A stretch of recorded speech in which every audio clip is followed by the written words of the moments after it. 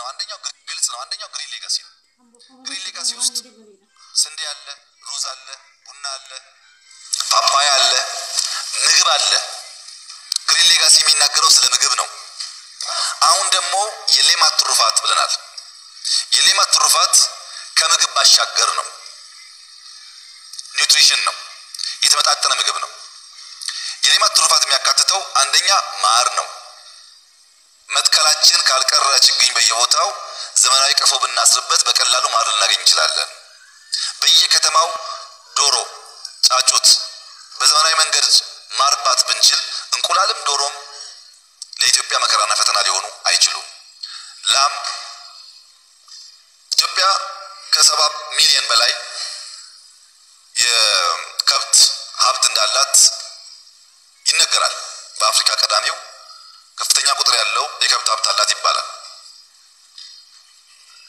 ነገር ግን ከነሱ የምናገኘው ወተት በጣም አነስተኛ ነው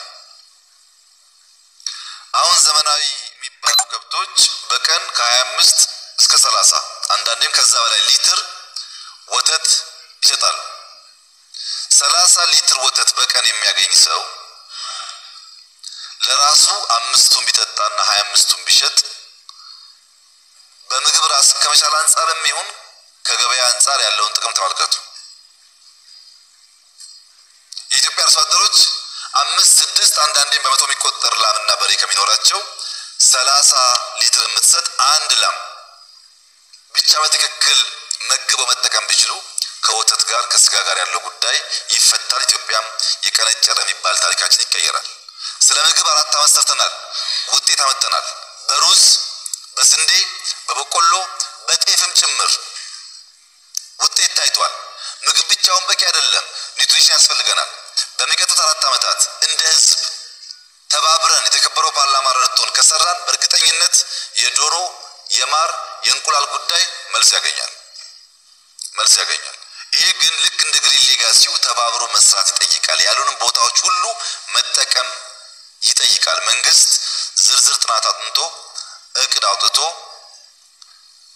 በይፋ ፕሮግራሙን አስጀምሯል የእናንተ ድጋፍ ታክሎበት ከህዝባችን ጋር ሆነን ኢትዮጵያ ውስጥ ምግብ አጀንዳ የማይሆንበት መንገድ እንፈጥራለን የተከበረው ምክር ቤት ቢገነዘብ መልካም የሆነ ነገር ለብዙ ነገር አንቲፔን እየወሰዱ መኖር ለኢትዮጵያ ያዋጣም ነዳጅ ውድ ሆነ ሰብሲዲ እናድርግ ማዳበሪያ ውድ ሆነ ድጎማ ይሰጥ እህል ውድ ሆነ እህል መንግስት ገዝቶ ያቀርብ እንደዚህ አይነት የአንቲፔን አካሄድ ዘላቂ ውጤት ያመጣል አንዴ ጨከን አድርገን እየታመምንም ቢሆን መሰረታዊ ስራ ሰርተን እንዳንዳንድ ከችግር ራሳቸው እንደገላገሉ ሀገራት መገላገል ካልቻልን በስተቀር ሁሉ ጊዜ ውሃ ሲጠማን ውሃ እየለመን ሳይሆን ውሃ ቆፍረን እያወጣን በዘላቂነት መፍትሄ የምናበጅበትን መንገድ መከተል ካልቻል ዘላቂ የሆነ ችግር መፍቻ ሊሆን አይችልም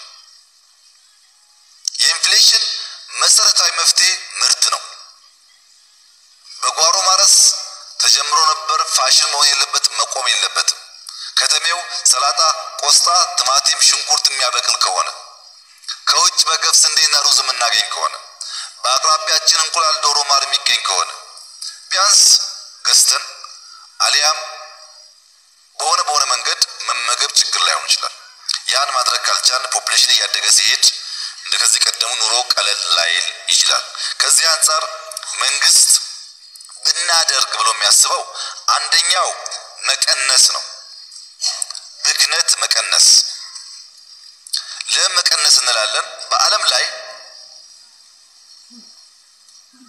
በቀን ከየመረተው ምግብ 17% ይደፋል በቀን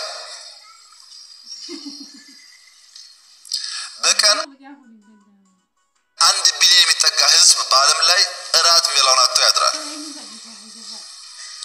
ያ የሚደፋው ምግብና የተራበውን ሰው ማገናኘት ቢቻል ረሃብ ወይም የለም ወይም በከፍተኛ ደረጃ ይቀንሳል አንዳንዱ የሚደፋው አንዳንዱ የሚራብበትን ነገር ማጥበብ ያስፈልጋል መቀነስ ስንል አንደኛው ብክነት ነው ብክነት መቀነስ ያስፈልጋል አንድ ሰው ማድ ላይ ይዞ መቅረብ ያለበት ያለበት የሚጨርሰውን ያክል ምግብ ብቻ መሆን አለበት። የማይጨርሰውም አቅርቦ ሲተርፍ መደፋት የለበትም። ጥሩ ልምምድ አይደለም።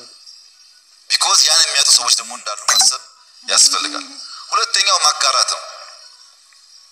በሆነ መንገድ ያለው የተረፈው ሰው ካለ ለሌለው ማጋራት እንደ ልምድ መወሰድ አለበት። አሁንም ወደፊትም ስለሚሰራ ብልጽግና ቢረጋገጥም የሚቸገሩ ዜጎች ይኖራሉ።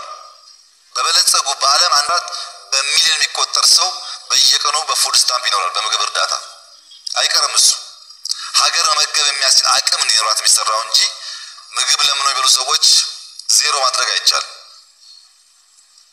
ብክነት ማድ ማጋራት። ሶስተኛው ማምረት ነው። በጓሮ ማምረት፣ በማሳ ማምረት፣ ራቅ እያሉ ማምረት ያስፈልጋል። ሲመረት አንዳንዱ ለገበያ ይውላል፣ አንዳንዱ አስፈላጊ ከሆነ ለወፍም ይዋል። ግን ማምረት ጥሩ ነው። የበሰበሰባቸው ሰዎች የተበላሸባቸው ሰዎች ኮምፕሌን ያደርጋሉ። ከምንም ተመርቶ የተበላሸውን ወደ ገበያ ማስተካከል ነው የሚሻለው የሚቀለው። ማምረት መጀመር አለብን። በሁሉም ቦታ ላይ ቨርቲካሊም ሆሪዞንታሊም ምርት ማደግ አለበት። የተጀመረው ማጠናከር ነው። ሌላው መታቀብ ነው። ምንም ቢመረት ሌብነት ካለ ስንፍና ካለ ዋጋ የለውም። መታቀብ ያስፈልጋል ከሌብነትና ከስንፍና። የመጨረሻው መምረጥ ነው።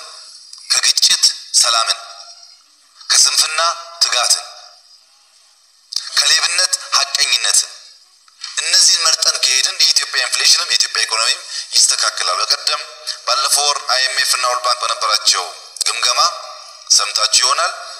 በሰብሳሃራ አፍሪካ ሀገራት ካሉ ሀገራት ውስጥ አብዛኞቹ 2% ኢንፍሌሽን ይጨምርባቸዋል።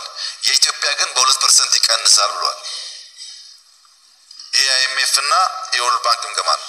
ቢያንስ በ2% ከበርካታ የአፍሪካ ሀገራት የኛ ኢንፍሌሽን ሊቀንስ እንደሚችል ተተንብዮአል። ምክንያቱም ምርቱ ከፍተኛ ስለሆነ ያ ገበያውን ያረጋጋል የሚል ግምት ስላለ። ኢንፍሌሽን የማክሮ ኢኮኖሚያችን ስብራት ነው። በማምረት ከሌብነት በመጠበቅ በማጋራት ብክነት በመቀነስ 2-3 ዓመት ብንሰራ ግን ሲግኒፊካንት የሆነ ውጤት እናመጣ እንችላለን። በዚሁ አግባብ ታይቶ ቢሄድ መልካም ይሆናል። ከዚሁ ጋር ተያይዞ የተነሳው ኢምፖርት መደረግ ሲገባቸው የተከለከሉ የሸቀጥ አይነቶች ጉዳት አያመጡም ወይ? በቂ ጥናት ተደርጓል ወይ የሚል ጥያቄ ተነስቷል። እንግዲህ ኢትዮጵያ በህጋዊ መንገድ ናሽናል ባንክ የሚያቀው ብቻ ከ18 ቢሊዮን ዶላር በላይ በአመት ለኢምፖርት አውጣለች። ይሄ ባንክ የሚያቀው ነው። በየቦርደሩ የሚገባውን በየሻንጣ የሚገባውን አይመለከትም። ከዚህ 18 ቢሊዮን ዶላር ውስጥ የሚገቡ ሸቀጥ አይነቶች ከ6000 በላይ ናቸው ወደ ሀገር ውስጥ የሚገቡት። እኛ በቅርቡ እንዳይገቡ ያልንባቸው 38 አይተሞች ናቸው። ከ6000 38 ማለት ነው። ወደ ሀገር ውስጥ የሚገባው ቁጥር ከፍተኛ ነው። የተመረጡ የሸቀጥ አይነቶች ግን ለጊዜው እንዳይገቡ እገዳ ተጥሎባቸዋል። ለምን? አንደኛ እነዚህ 38 አይተሞች ባለፈው አመት የወጣባቸው ህጋዊ ወጪ ብቻ ሲታይ ከ1 ቢሊዮን ዶላር በላይ ነው። ለማዳበሪያ ያወጣነውና ለነዚህ 38 አይተሞች ያወጣነው ፕላስ ኦር ማይነስ እኩል ነው። እንግዲህ ፍርዱን ለእናንተ መተው ነው። ለማዳበሪያ ይሻላል ወይስ ለዚህ የሚለውን ያው ፍርዱን ለእናንተ ተዋል። ሁለተኛው ለሀገር ውስጥ ምርት እድል ለመስጠት ነው።